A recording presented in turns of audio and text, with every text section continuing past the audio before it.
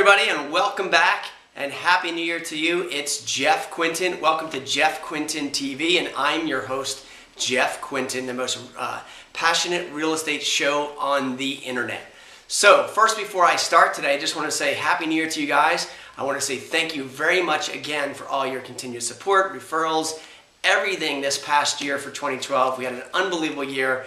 And again, as you guys know, we really appreciate your business. We're very grateful for you. And if it wasn't for you, for your referrals and everything, we would not be where we are today. So thank you very much. We are looking forward to another very productive and successful 2013 coming in this year. So as always, thank you for your continued support. So today, I'm going to review and share with you what are my top 10 real estate predictions for 2013.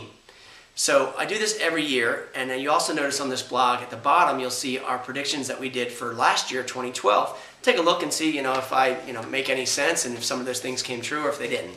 Okay, so I'm going to jump right into it. So here's our top 10 real estate predictions for 2013. Here we go. Number one, I wrote down, home prices will rise. Now, this is great news. So what do I mean by home prices will rise? Well, here's what I mean. Over the last couple of years, prices obviously have come way down. We've hit bottom in many of the markets. You might see us here bump along a little bit at the bottom with rising up prices, come back down flat, rising up prices, come back down flat. And the reason why is there's pockets within these markets, even though there's a lot of inventory, that the good inventory is limited, okay? Meaning location, price, condition of the good stuff, and the ones that are priced well are getting a lot of activity, and you might see that inventory within the inventory increase in value. I also wrote down that a major portion of the purchases this year, in my opinion, are going to be cash buyers. So you're going to see cash buyers come in and actually drive the market a little bit, which is going to be a good thing, where basically buyers aren't going to need to go get financing. And also one thing that's an issue right now is some of the financing on getting the true appraisals for the values of these properties. So I think that home values will increase because of cash buyers infusing their cash who've been on the sidelines a little bit. So number two, I wrote down reduced resale inventory. Okay, so what do I mean by reduced resale inventory? Well, right now the resale inventory, meaning the homes that are on the market, the inventory is decreasing. Now, yes, overall in the country and within our market, there's still 12 months, 15 months, in some cases, 2-3 years worth of inventory on the market. However, it is reducing year after year after year after year over the last 5-6 years now. So the market's moving in the right direction, reducing the inventory, which is great. We're going to see this year a continue increased sales prices. We're going to see demand will continue to be high. Inventory is going to reduce down lower. And what we're going to find right now is, with regards to the resale properties, we're seeing more move-up buyers right now, meaning they may want to go to a smaller home, a larger home, move up to a different location, etc.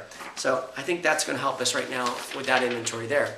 That leads me right into top number three prediction is new construction will uptick. New home construction will increase. If you look around right now, there's a lot more new construction going on this year, a lot more new builds coming in. I was listening to CNBC this morning, and all the new home builders, the Lennars, the Tolls, everybody, their stocks are way up. Their stock is up the highest it's been in the past 4 years. And their new home construction starts right now are at a high of the last 4 years. So that's good news. What's interesting right now is that developers are buying land at reduced prices and below market prices many times than what they used to be, and they're getting at a good price where they can deliver a new home for a lot less than they ever could. The homeowner today is able to buy a newer home and buy it, okay, and that payment for the mortgage is less than what's renting. So you'll see new construction right now this year be a lot more. Number four, I wrote down Fannie Mae and Freddie Mac revisions. All right, what do I mean by that? Well, basically, Fannie Mae and Freddie Mac, they've been inside the government right now. They've been having all these programs for distressed homeowners. They have the HAMP program, the HAFA program, and all these other government federal assistance to help people get out of situations and so forth. I believe all that system right there this year is going to be revised, helping homeowners either do loan modifications in a better way, help short sales, get them out of the situation right now with regards to the Fannie Mae and Freddie Mac revisions. Okay, so I think that's going to really be a big push this year. Number fifth prediction, and I've been predicting this before, and it's already true. We're talking about the extension of the Mortgage Debt Relief Act. Okay, so the Mortgage Debt Relief Act is an act that was put in place in 2007. It did expire on December 31st, 2012. But this basically says that if you do a short sale, the remaining debt is being forgiven by your lender. It's not going to you're not going to be sent to 1099 if it's your primary home. So you're going to be forgiven of that mortgage debt relief, okay, on that balance. That is only going to go through, though. It's only extended until this year, December 31st, 2013. Part of the prediction, but it's actually true and has already happened right now. Number 6, I wrote down, you know, this is something else. Government foreclosure review program is exposing fraud. I mean, I wrote here, it's going to be continued this way. You're going to find more and more that more fraud is going to be exposed through basically lenders that were lending irresponsibly over the last couple of years. And you're going to see a lot of that right now through the National Mortgage Settlement that's going to be coming through. So you're going to see more and more of that. You'll hear about that, I think, in the coming year, unfortunately. So that'll be that. Number 7, I wrote down, there's going to be many more short sales over foreclosures. Banks are going to spend their time and energy and emphasis on short selling the homes versus foreclosures. So I wrote down bank representatives such as Wells Fargo and Bank of America have come right out and said they prefer to do a short sale versus a foreclosure. Banks do not want to take back these homes. They're not in the real estate business. They do not want to own them. They'd rather sell it short, take less than what's owed, and be done with it from there. So you're going to see that you know, a short sale over foreclosure is always going to be the case right now this coming year, more and more and more. I wrote down number 8, pursuit of a national MLS. Now, what is a national MLS? Well, multiple listing service. You're going to find that right now, I think you're going to see in the next coming future that there's going to be one multiple listing service that covers the entire country.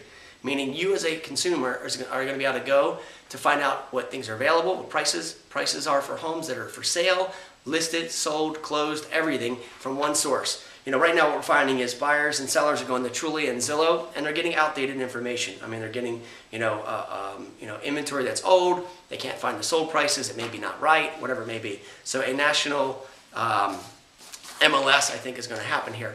Number 9, important for us in our industry, is real estate licensing bar raised. Okay, so you're going to find that, you know, many years, as you guys know, you know, to get a real estate license, I'm not sure. You know, even 21 years ago when I got my license, I'm not sure if you even needed a high school diploma. You could just go to real estate school, pass the test, get your license. And so everybody out there has a real estate license. Well, I believe right now you're going to find that the states are going to start implementing more formal requirements and restrictions regarding getting their real estate license. As you guys know, selling a home, buying a home may be one of your largest financial transactions that you're going to have each year. And having a professional that's educated and knowledgeable, you know, is going to be able to help you make that right, right decision rather than the average Joe who just, you know, went and got a real estate license. So that's that is number 9. So I wrote down here number 10, which is interesting. Multiple offers on best inventory will create bidding wars. Now, what do I mean by that? As I mentioned to you earlier, you know, there's inventory within inventory, and we're going to find that the good properties, the good product, location, condition, pricing, accessibility, everything right now, there's going to be multiple bids this year. Bidding wars on these homes are going to drive the prices up. Here's something to note. Prices on properties that are 10% below the market value, meaning a property, you know, if you price it 10% below what the actual market is, it's going to bring 60% more buyers are going to be flocked to that property. So you're going to, you know, very much widen the market versus narrow the market if you price it below. And what's going to happen is that's going to drive the price up below market and create a bidding war. It's kind of like less is more. You know, it's a hard concept. Everyone wants to start high and come down low. In this case, if you just look at the numbers, you'll create a bidding war by pricing it below market at 10%. 60% more buyers show up, bid it up, and then ultimately you actually get 10% above market price if it's, you know, creating bidding war. I talked to an agent yesterday in California. He has a property right now, yesterday, okay, a listing. List price is $800,000. He's got offers over $1 million. In fact, they've got 26 offers on it right now. So this prediction is already happening in many places throughout the country. So there's our predictions for this year. If you have any questions, concerns, thoughts, please, I want to hear from you guys regarding what your thoughts are for the real estate market this year. comment below, share, forward, tell the world about this if you can. And look, if you're thinking of getting your home on the market, want to buy or sell, any questions I can help answer, call me, email me when you can. As always, I look forward to our conversation being the best of your day. Thanks so much for watching.